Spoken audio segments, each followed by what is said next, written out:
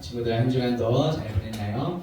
오늘은 하나님의 평가 기준이라는 제목으로 이렇게 말씀을 나누려고 합니다. 이따 우리 반별 모임 때도 제가 이제 나눈 문제를 넣어놨는데요. 자, 나는 어떤 외모, 어떤 성격의 친구에 끌리는지, 뭐 예를 들어서 친구와 사귈 때 어떤 내가 평가하는 또 선택하는 그런 기준들이 있을 거 아니에요. 뭐 남자친구도 여자친구도 또 이제 나중에 이제 여러분들 대학에 가고 또 성인이 되어서 또 이제 취업을 또 준비한다고 했을 때 나는 과연 어떤 직장, 어떤 판별 기준으로 내가 여기서 선택할 것인가, 어떤 자신만의 기준들이 있을 수 있겠죠. 그리고 무언가를 딱 정했을 때 예를 들면 어떤 특정 회사에다 내가 취직하려고 하는데 필요한 것들 또 여러 가지 능력들이 필요하겠죠. 예를 들면 뭐 자격이나 여러 가지 경험들이 좀 많이 또 필요를 하고 있습니다. 자, 그렇다면 예를 들어서 만약에 내가 회사 어떤 대표다 이라고 했을 때 누가 이렇게 막 면접을 보러 왔어요. 그럼 나는 어떤 능력, 어떤 경험을 갖춘 사람을 내가 또 직원으로 뽑을 것인가, 여러 가지 기준들이 또 각각 있겠죠. 자, 오늘도 본문에 보면은 어떤 평가의 기준, 하나님의 평가 기준이 무엇인지를 우리가 한번 살펴보려고 합니다. 한 회사나 어떤 친구나 어떤 것을 결정할 때도 여러 가지 기준들이 필요한 것처럼 한 나라의 왕을 지금 세우는 그런 시간인데요. 자, 사무엘상 16장에 하나님께서 어떠한 기준으로 뽑으셨을까요? 과연 사울 왕에 이어서 이스라엘의 왕이 될 만한 사람은 또 누구일까요? 오늘 말씀을 통해서 함께 살펴보려고 합니다.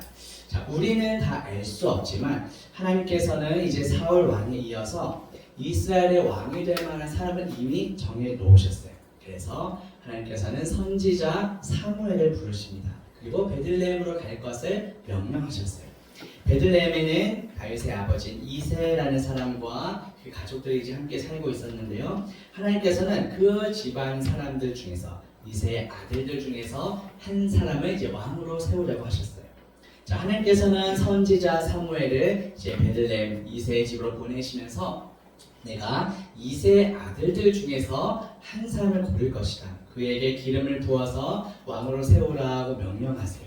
사무엘상 16장 1절에 보면 여호와께서 사무엘에게 이르시되 내가 이미 사울을 버려 이스라엘 왕이 되지 못하게 하였거늘 내가 그를 위하여 언제까지 슬퍼하겠느냐. 너는 뿔에 기름을 채워 가지고 가라. 내가 너를 베들레헴 사람 이새에게로 보내리니 이는 내가 그의 아들 중에서 한 왕을 구하느니라 하시니라. 이렇게 말씀하시죠. 자, 이에 이제 사무엘은 사울의 뒤를 이을 왕을 찾아갑니다. 또 그에게 부을 기름을 준비해서 이제 베들레헴으로 출발해요. 베들레헴에 도착한 사무엘은 이제 곧바로 마을 장로들을 부르죠. 하나님께 제사 드릴 준비를 명령합니다. 그리고 그 자리에 특별히 이새와 그 아들들도 함께 할 것을 요청해요. 하나님께서 말씀하신 그 이스라엘의 왕으로 세울 사람을 찾고자 하기 위함이었죠. 자, 장로들에게 이 말을 전해들은 이새와 또 그 아들들의 마음이 어땠을까요?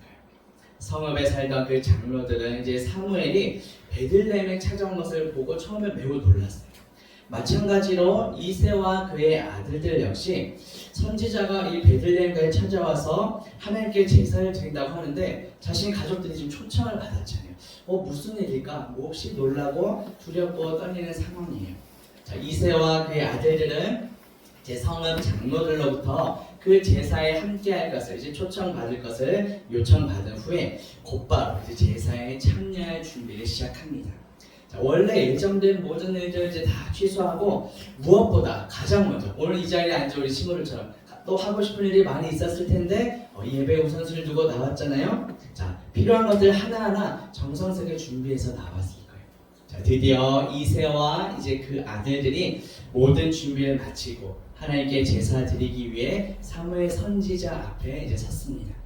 사무엘은 이새의 여러 아들들 중에 하나님께서 택하신 왕이 분명 있다는 것은 알고 있었지만 그 왕이 정확히 누구인지까지는 알지 못했어요. 그래서 과연 그 이새의 아들들 중에 누가 하나님께서 선택하신 왕일지 궁금해하면서 이제 이새의 아들들을 한 명씩 살펴보기 시작합니다. 그때 사무엘의 눈에 가장 먼저 들어온 사람이 바로 엘리야였어요. 사무엘 볼 때, 인간적인 관점에서 볼 때 키도 크고 용모도 빼어나서 누가 봐도 왕이 될 상이었어요. 자, 그런데 하나님께서는 그런 판단을 하고 있는 사무엘을 향해 어떻게 말씀하시죠? 사람의 키와 용모를 보지 말라. 사람은 외모를 보고 판단하지만 나 여호와는 그 사람의 중심을 본다라고 말씀하세요.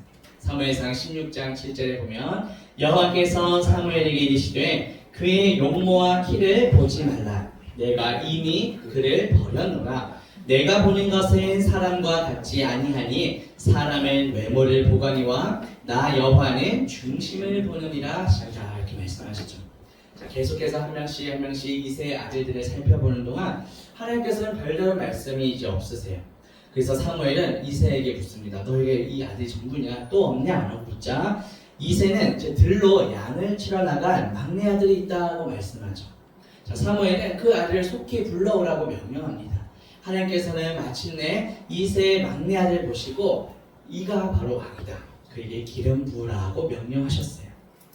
하나님께서 선택하신 그 기름 부을 자 사울 왕에 이어서 하나님께 버림받은 사울 왕에 이어서 이스라엘의 왕이 될 사람, 그가 바로 이세 집안의 막내 아들이 다윗이었다는 거죠.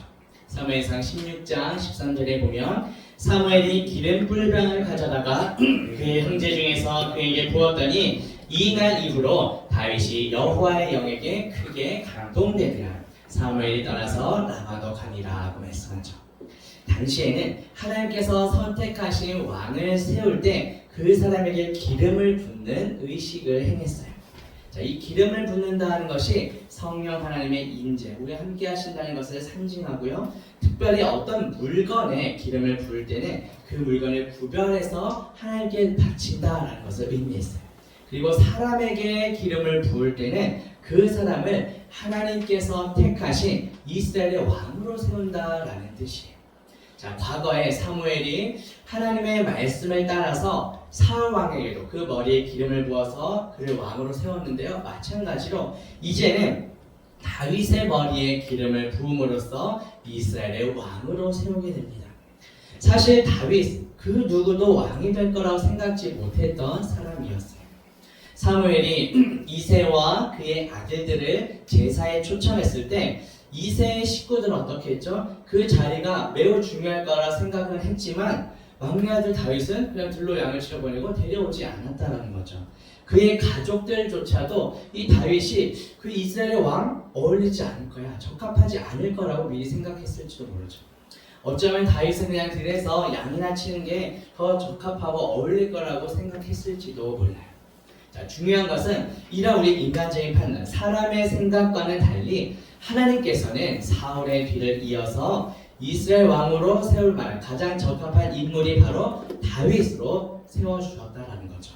사무엘과 또 심지어 이세의 가족들까지도 그의 어떤 겉모습만을 보고 다른 아들, 용모와 키가 빼어난 다른 아들들 중에서 왕이 되지 않을까 이렇게 생각했었지만 하나님께서는 사람과 달리 사람은 겉모습 외모를 보지만 하나님은 중심을 보시기에 하나님께서는 다윗을 왕으로 세우셨다라는 거예요.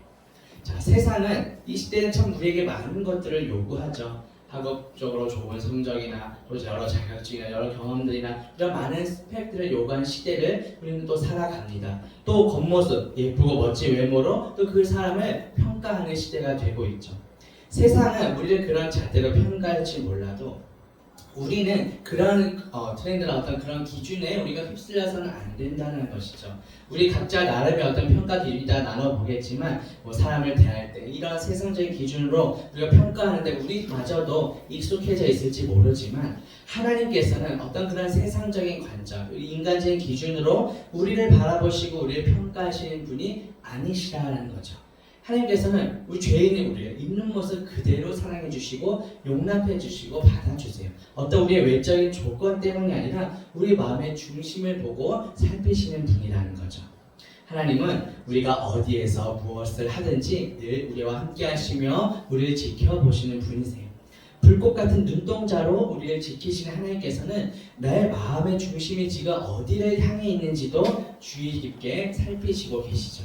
지금 내 마음이 어떤 세상의 그런 죄악된 흐름에 따라 향해 나아가고 있는지 아니면 온전히 하나님을 향해 있는지 내 삶의 태도가 정말 하나님의 말씀대로 순종하는 방향으로 나아가고 있는지를 주의 깊게 살펴보신다라는 것이죠. 자, 우리 하나님을 향해 있던 그 마음의 중심이 하나님을 향해 있던 그 다윗을 이스라엘의 왕으로 세우신 것처럼 우리의 마음의 중심이 날마다 주님을 향하고 또 우리의 마음도 그렇게 높이실 것을 우리가 믿음으로 나아가면 좋겠습니다. 그래서 우리의 삶과 우리 인생도 하나님께서 택하시고 세우시고 높여주셔서 하나님의 그 큰 일을 감당하는 그런 귀한 일꾼들 우리가 쓰임받기를 소망합니다. 이 세상의 기준 따라 높아지는 것이 아니라 오히려 내가 낮아짐으로써 다른 사람을 섬기고 하나님의 이름을 높이며 하나님의 영광을 나타내는 그런 복된 인생이 되기를 주님의 이름으로 축복합니다. 자, 어떻게 하면 우리가 이러한 삶을 또 살아갈 수 있을까요? 이 세상에서도 정말 높은 자리에 또 큰 인물이 되기 위해서 이것도 저것도 여러 가지 것들을 갖춰야 한다고 말을 하는데, 성경은 이 세상의 어떤 다른 조건들을 갖추는 것보다도 늘 우리의 마음의 중심이 하나님만을 향해야 한다, 예수 그리스도만을 향해야 한다라고 늘 강조하고 있죠. 하나님께서는 우리의 마음을 살피시고 그 중심이 하나님을 향해 있는 자를 통해 하나님의 역사, 하나님의 큰 일을 이루어 가시기 때문이에요. 그래서 우리는 날마다 우리의 마음을 스스로 살펴보고 내 마음의 중심이 어디를 향해 있는지 점검해야겠죠. 늘 하나님의 뜻대로 순종할 수 있도록 하나님의 계획과 뜻이 나의 마음 안에 심겨지고 그 뜻대로 순종하는 삶을 살아갈 수 있도록 우리는 날마다 기도하며 하나님의 뜻을 구해야 한다는 거죠. 그렇다면 요즘 우리 친구들, 우리 마음은 무엇으로 가득 차 있나요? 누군가는 시험이나 학교 성적에 대한 염려가 있을지 모르겠어요. 또 누군가는 예를 들어 내가 좋아하는 연예인이나 어떤 재미있는 프로, 드라마에 또 마음이 잠시 빼앗겼을지 모르죠. 그거에 대한 관심들이 또 우리 삶에 가득 채워질지도 몰라요. 또 어떤 사람에게는, 어떤 친구들에게는 앞으로 내가 무엇을 하면서 먹고 살까, 이 세상의 어떤 기준에 따른 어떤 성공의 조건들, 그것만을 목적으로 우리가 또 발버둥 치면서 나아가고 있을지도 모르겠어요. 또 어떤 친구들에게는 지금 내 당장 어떤 처해 있는 어떤 문제들, 또 친구들과의 관계 속에서 학업에서 여러 가지 고민들, 염려들이, 걱정들이 우리의 마음에 가득 차 있을지도 모릅니다. 그렇다면 우리의 마음을 다시 한번 돌아봅시다. 이 세상의 여러 가지 것들로 인하여서 내 마음이 다 빼앗긴 나머지 정작 우리 안에 계셔야 할 예수 그리스도, 하나님께서 머무셔야 할 자리가 점점 이렇게 뒷순위로 밀려가고 있진 않은지 점검해 봅시다. 그렇다면 이 시간 우리 마음의 중심이 정말 온전히 주님만을 최우선을 향할 수 있도록 우리 마음의 중심을 보시는 그 하나님 앞에서 다른 모든 것들을 다 내려놓고 나를 향한 그 하나님의 뜻을 구하며 하나님의 마음을 나의 마음과 나의 삶까지 가득 채울 수 있는 우리가 되길 원합니다. 이 시간 우리의 마음을 가득 채웠던 그 세상의 것들을 잠시 비워내고 하나님으로 가득 채운 말씀으로 충만케 되는 저와 우리 모든 친구들 되기를 주님의 이름으로 축복합니다.